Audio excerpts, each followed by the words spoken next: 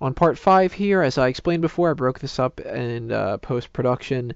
We're going to go and finish up the rest of the WWE Hall of Fame Wrestling with the Past talk, and I'm going to take you there right now. Um, I got a number I'll let you guys take it first though if you want. no, go for it. All right. Well, first name I'm going to throw off here is Ultimo Dragon. Okay, Oh, that's a good one. yeah. He is one of the most recognized international stars of all time. I mean, if you haven't seen the infamous photo of him standing there with about 20 belts around him, Yeah, one of certainly the check that out. pound for pound, one of the best guys. Never really made a huge impact here in America. We saw him for a little bit in WCW. I think he was even in WWE for a hot minute. But if you're gonna have once again a serious wrestling Hall of Fame, you got to put Ultimo Dragon in there. He did make appearances on those TV shows, so he's a guy I think should be in there. A staple of the cruiserweight division. Godfather. Oh, yeah, Godfather. The Godfather, the man whose career spanned multiple gimmicks. He was Shango. Kama he was Mustafa. Kama Mustafa, the Supreme Fighting Machine. The Good Father. The Good Father, yeah. He's one of those mid-card guys. He obviously wouldn't be a headliner of the Hall of Fame, but he's a guy who I think had a career worthy of going in there. Yeah, he definitely did, and he would be a real fun one too, because you'd have to have how like every year that they have the divas that are currently there as the ones that kind of usher the men and women to the stage. Imagine what he would do with the hose. Oh god, that would be so wonderful. I actually have a series of fun ones here, so I'll go through them. Brooklyn Brawler. I could see that. He's not in them already? No. Steve Lombardi, I don't know how you can say he is one of the most hardworking gentlemen in this business of all time. Yeah, not just for his time as Brooklyn Brawler, but in his time as a backstage role. The man deserves to be in the company's Hall of Fame, and it might just be one of those things where wait until he's completely retired. But I'm surprised they didn't do that this year. Really, I mean, they're in New York. Absolutely. Yeah, that would have made a lot of sense. And they had him come back for that one match at what was it, TLC? Yes. When they were in Brooklyn. Uh-huh. It would have been perfect to follow up the momentum of that and put him in, but their problem, not mine. Well, it is my problem. But I'm going to cut you off real quick and bring up somebody who I didn't even think of until right now, Tommy Dreamer. Yeah, absolutely. Yeah. I think, like I said, now that they own ECW, a lot of the stars from ECW will get in eventually. Yeah. Dreamer has been one of these guys who's absolutely company man, no matter what company he's worked for, and one of the nicest guys in professional wrestling, from what I hear. He absolutely deserves to be in. I said Rob Van Dam. Rob Van Dam, in my opinion, is the best pure athlete to ever step inside the ring in the last 20 years, I think. Other than Brock Lesnar. Okay. Rob Van Dam and Brock Lesnar. Well, continue, Mike, before I interrupt you. That's cool. Where are you going on? Jacques Rougeau. You could do him as the Rougeau brothers, I suppose, but I would rather see him go in as himself for his distinguishable career as a singles wrestler, including his tag team career. Of course, his time as the Mountie was awesome. So he's someone I would throw in there. I could see it, though. This name, I don't know if you guys would agree, Hercules. Hercules was a very big opponent through the Hogan years. He's a person who's kind of easy to kind of forget, but he was a pretty important player during that whole generation then. I would say if you're going Hercules, you need to go, at the very least, before him, somebody who I actually forgot to mention that I had written down, Earthquake. Oh, I do have John Tenta on my list. Earthquake is awesome. Mm-hmm. He needs to go in before Hercules. No Zeus. But moving on with my list. Hopefully you don't go with Warlord next.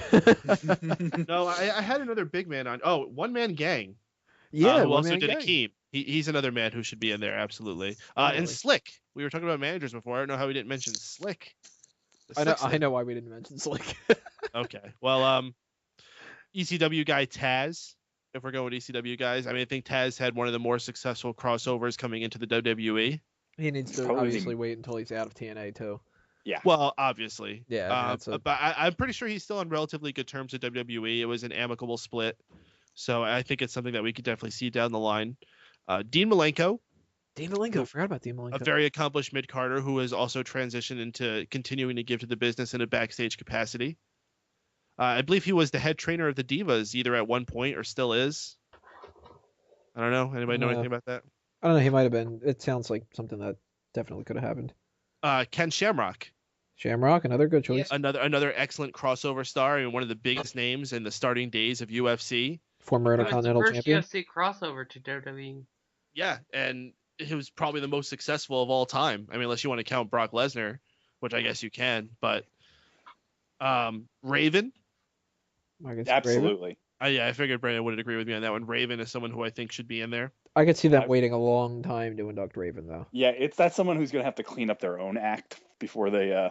And that's not happening until maybe 10 years from now. I would think. It's not happening for a long time. Did somebody mention Brian Pillman? Yeah, I kind of said Brian Pillman in the if you do the Hart Foundation. The Hart Foundation. Brian Pillman is a man who should certainly be in there. He had a great career, first as Flying Brian and part of the Hollywood Blondes, but even then when he came over to the WWE and he had to slow down his career and he was more of just a loose cannon. Excellent double gimmick they had for him. Kamala, who was a man that they actually had rumors was going to be going in this year, but he's a deserving man to go into the Hall of Fame. Honky Tonk Man, I believe someone said, yeah? Yeah, I brought him up earlier. All right, so I got 4 more names here. And these are 4 really big names here. Stan Hansen. Oh, Jesus, yeah, yes. Yeah. Arn Anderson. He's in there. Arn Anderson's in there? Well, as the Horseman. Arn Anderson should be there as a solo player. Yeah, he deserves his own ring.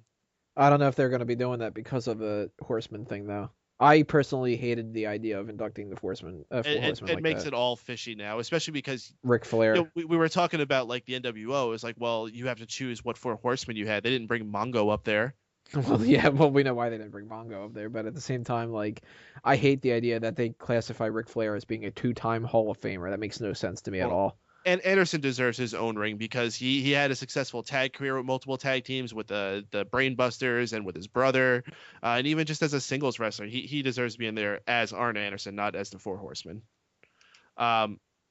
Bill Goldberg.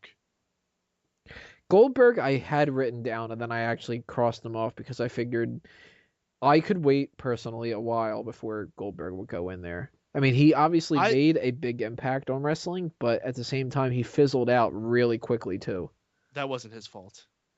That was not his fault. I think if you're going to put Austin in there, you have to put Goldberg in there. I mean, those guys were head-to-head. Those were the 2 biggest names during the peak point of wrestling. I certainly wouldn't argue against Goldberg in there, but he's somebody who, if they said, like, who should we put in this year, Goldberg or somebody more like a Randy Savage or something like that, there would be no question to me. I would rather Goldberg sit it out for a while. Yeah, I think Goldberg is definitely depends on where they're doing WrestleMania. If they did it in Atlanta 2 years ago, yeah, I can see that. But any place else, you're going to get a lot of people scratching their head like, really, he's no Goldberg? WrestleMania 30 guy. Well, I heard there was a YouTube video where Goldberg said he was talking to Vince about coming back, too. Yeah, and I'm sure part of that deal would involve him going into the Hall of Fame at some point. Legends deal. Yeah. And the final guy I have, Sting. Yeah. Sting, come on. Of course Sting's got to go in there. Of course Sting does. It's just a matter of, I think that's just a matter of when he retires. Yeah, it needs to be. If he obviously has not gone to WWE by now, he never will. And he'll just end up doing some kind of a post-retirement Legends kind of a contract with WWE, mostly for merchandise and a Hall of Fame induction, and that's it. I mean, I don't think they would ever do that because again, if everything that we believe to be true that's on the internet now is that deal was as close to signed, sealed, and delivers as it could, and then he backed out at the last minute because he didn't want to job out to the Undertaker at WrestleMania. I think that's the biggest mistake of his life, and I think he might pay for it in the long term by never really getting that honor that he absolutely deserves. You think that he would be kind of the WCW equivalent of Randy Savage having not been in the Hall of Fame? I absolutely think so because again, if for him to go in the Hall of Fame in Atlanta and then wrestle the Undertaker the next night, you couldn't have written a better script and a better ending for the guy's career. But I guess he obviously felt that he has more to give, and he chose not to do that. And I just don't think that deal would ever come around again. I think they would do that just to spite him. Or it might take 10, 15 years for it to happen. Yeah. Well, I don't think he would want the job. I don't think anybody would want him the same job to Taker, though. I would. Yeah, I would Right. have. If I was a wrestler, that would be like one of the biggest honors I could. Exactly. It's your first match in the company, and you're wrestling one of the biggest names in wrestling history. The main person that everybody wanted to see him wrestle. I mean, it's Exactly, and it's one of essentially probably him one and of the Shawn most Michaels. respected guys in the locker room. You know, Yeah. doesn't get better than that than Undertaker. I'm gonna break my cardinal rule of what I do in these podcasts, and I'm gonna deliver shocking news to you, Jeff. The ending of these matches are predetermined, and don't I know they're really predetermined. I'm just matter. saying. They don't really matter. Yeah, I'm saying that it's all fans about the like moment Sting that people more are. than Undertaker. I think. I would be personally upset if Sting were to come in and beat Undertaker at WrestleMania. I would hate to see that. That would Everyone be would awful. riot. Yeah, that would be awful. That'd be the worst possible thing in the world they could have done. Because to me, the Undertaker's streak at WrestleMania, I can't classify that as technically like jobbing. Yeah, you're not jobbing You're after guaranteed to lose, basically. And yeah. like CM Punk this year, I'm gonna be annoyed if people are like, "Why did he have to job to Undertaker? He ain't fucking jobbing to Undertaker." Like, It's just the Smarks talking. You know, you lose one match, you're being buried. It's yeah, you know that Well, kind I of. heard that Taker might retire this year, and that Punk will end the streak. What I'll believe it when I see it. uh, what other people do we have that we didn't touch upon? Is there anybody else? I have one more quandary for you, gentlemen. Doink the Clown. Doink! Fuck! How did I not think of Doink? Ah, man. And how do you even put Doink in? Do you have the clown come out, or Do you have? Are you inducting Matt Bourne, or are you yeah? inducting? Do you induct Doink. like 5 people? yeah, right. Evil Doink. Yeah, do you bring Dink in there? What? Well, I think you have to. Where the hell were the other ones? But didn't you have like 6 of them at one point? Stink, I think was one of them. Wasn't it?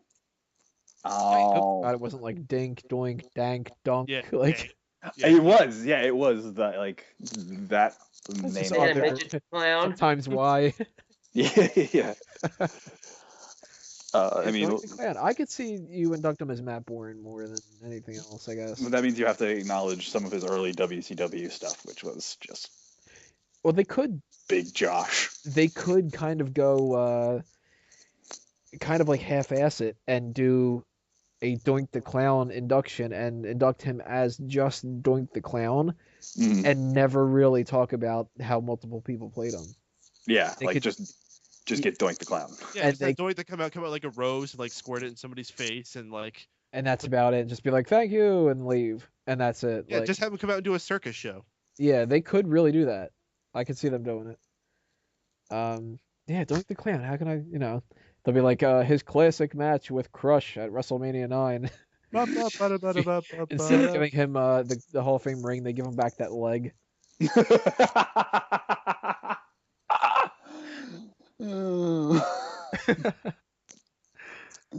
That's a good one.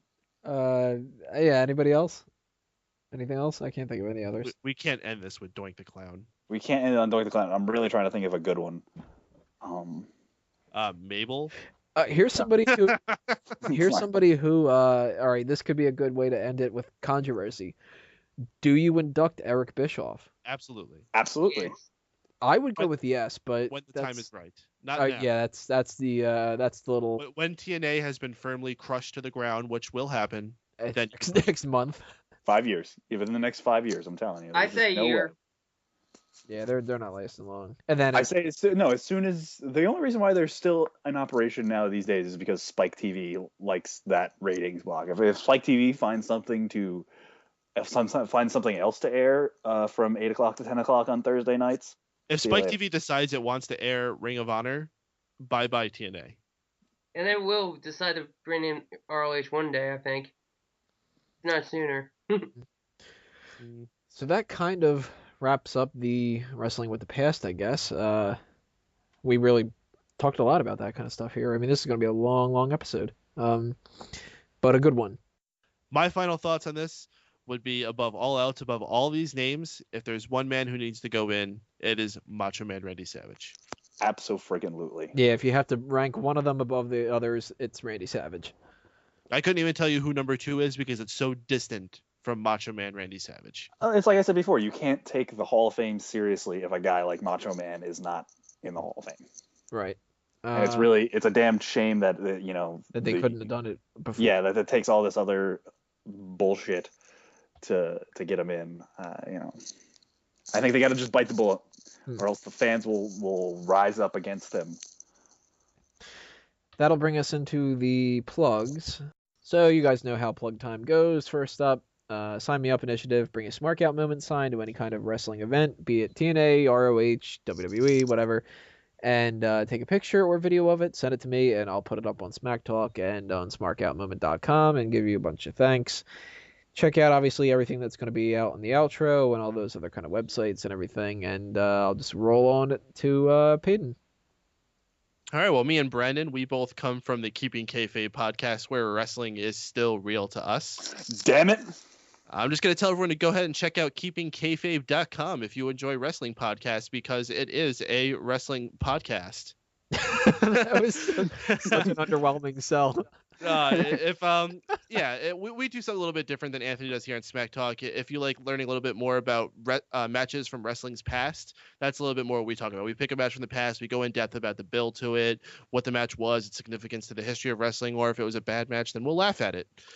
But biggest thing I want to plug right now is that we're going to be doing a joint promotion with another wrestling podcast called Open Mic Wrestling Night on Saturday, April 6th. That's the night before WrestleMania at 8 p.m. on blogtalkradio.com/Dream Elite. We're going to be doing a live WrestleMania predictions podcast show. You can call in, you can talk to us, you can ask questions, and it's going to be fun. So be sure to check that out, blogtalkradio.com/Dream Elite, Saturday, April 6th at 8 p.m. Keepingkayfabe.com if you want to just look up stuff about us and find where you can subscribe to us. And that's about it. Thanks for having us on, Mr. Anthony. And Brandon? I would want to say, Anthony, if you would love to join us for our WrestleMania prediction show on April 6th, that invitation is more than extended to you, sir. And I will definitely try my best. I'm going to be heading up to participate at WrestleMania. Not participate at WrestleMania. I'm not fucking Wrestling Fandango or anything. I'm going to be heading up to hotel Better be room. careful. If you don't say his name right, you might be. I might. Yeah, he might not. Well, no, he wouldn't want to wrestle me because I wouldn't say it right. You have to let the A's. But yeah, I'll try my best, definitely, because it sounds really interesting. So I am the Dream Elite portion of that, where I host a weekly sports talk radio show called the Sportaholics Anonymous. I did not steal the idea from you guys. From the Fanboys Anonymous. I did not. It's just random coincidence. Yeah. So we talk about sports and usually pretty much whatever else I want to talk about for 2 hours. That's Wednesday nights on blogtalkradio.com/Dream Elite from 8 o'clock to 10 o'clock. Sometimes we go even a hell of a lot longer than that because, again, it's my show. I can do whatever the hell I want. It's a good mentality. I did that. Do it live. Yeah, fuck it, bro. It's like, I don't care. Like one time last week we did 40 minutes on overtime just talking about anything, just random bullshit. Wrestling, anything. So that's Sportaholics Anonymous, Wednesday nights, 8 p.m., blogtalkradio.com/Dream Elite. I also am a part-time wrestling performer, and you should, if you live in the greater New Jersey area, Newark, New Jersey specifically, on April the 13th, you should absolutely go to aceprowrestling.com. They're running a huge show in the, I don't even remember the name of the place. Hang on. That's a terrible job of something sportatorium. Something sport. That's NYWC. That's my other one. Hang on, I gotta get the other thing. Hang on, so I can do this properly. Do. Let's all go to the lobby. Let's all figure out while Brandon figures out something to do. So yeah, that is at St. Lucy's Community Center on April 13th in the year of our Lord 2013. That's 118 7th Avenue in Newark, New Jersey. Tickets are $10 in advance, $15 at the door. We start at 7 o'clock. That's when the doors open. The show kicks off a half hour later at 7:30. You know who's going to be there? ROH star and former, is he still ROH television champion? Jay Lethal. I don't know about that. Jay Lethal will be there. Also, yeah, big guy, Jay Lethal. Jay's a hell of a nice guy. Also, WWE Hall of Famer Tony Atlas will be there. And so much more. I mean, Ace Pro Wrestling is one of the best companies I've ever worked with. Another man who probably deserves to be in the Hall of Fame, Marty Jannetty. Marty Jannetty. There absolutely. you go. Yeah, Marty Jannetty. They can wait, but I think we can wait quite a while on Marty. I Jannetty. think they'd have to induct the Rockers for Marty Jannetty to go into the Hall of Fame. So Shawn Michaels could be a two-time. Has Shawn Michaels gotten a second ring yet? No. Okay, that's what we could do. Right. There we go. We need Shawn. And they have him do the induction speech. Yeah. Marty Jannetty just sits off on the side. No, Marty Jannetty comes out and then Shawn Michaels super kicks him. Yeah. That does the speech.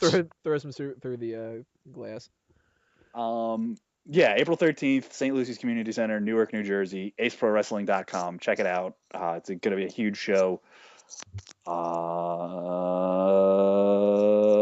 That's about it, really. I'm not going to promote a show that's going to happen way in June. That's about it. Do you have anything for us, Jeff? No. All right. Nope. So ending this off, I just want to make sure that everybody knows. Obviously, as I mentioned before, I will be going to WrestleMania, so I'm going to try to do a lot of stuff ahead of time to coincide with that. During WrestleMania and the night before and during Access and everything like that, I'm going to be trying to film as much as possible. That includes interviews with the fans, my experience at Access, where obviously I'm not going to film every single second of me going, hey, you should go to smarkmemo.com and all that other kind of shit. But I'll be trying to do that. I'll try to do my usual live coverage from the arena, although obviously I'll be doing that through my phone and it'll take a hell of a long time. I'm not going to do move-by-move updates like I usually do and everything. But follow the Twitter account at Smark Out Moment and as well at Tony Mango and the tout accounts for Smark Out Moment and Tony Mango. I'm going to try to tout and tweet a bunch of stuff throughout the day and really give you guys, that kind of bring you along with the experience of WrestleMania. I'm selling my soul out by doing tout and Twitter and all the other stuff that I hate, but it's all to kind of, it's all to kind of give you guys a little bit more since I can't do that usual live coverage. And do any of our listeners actually use tout? I used it once. They even have I tout tried accounts. once. I highly doubt that people really do tout, but make sure you guys follow and all that because I'll be trying to do as much as I can when it comes to that, just to kind of, I'll turn the phone around and let you guys see a little bit of a match or something like that. I'll do stuff like that. So go ahead and check. And then you get thrown out of WrestleMania because you're putting it on yeah, right. So obviously that's the kind of stuff that's heading your way. Next week we will do no specialty post because it's going to be WrestleMania predictions, and that's going to be the highlight of the whole thing. A very long show, more than likely. Obviously this was a long one too, but it was a good one as well. So check out episode 74, and we're done for episode 73. This has been another Smark Out moment, and we're being counted out. Adios, everybody. 5, 2, Make some noise. Outro! You think you can tell us what to do? You think you can tell us what to wear? You think that you're better? Well, you better get ready to tear your asshole. Degeneration X, who's gonna tear your ass? Degeneration X, who's gonna tear your ass?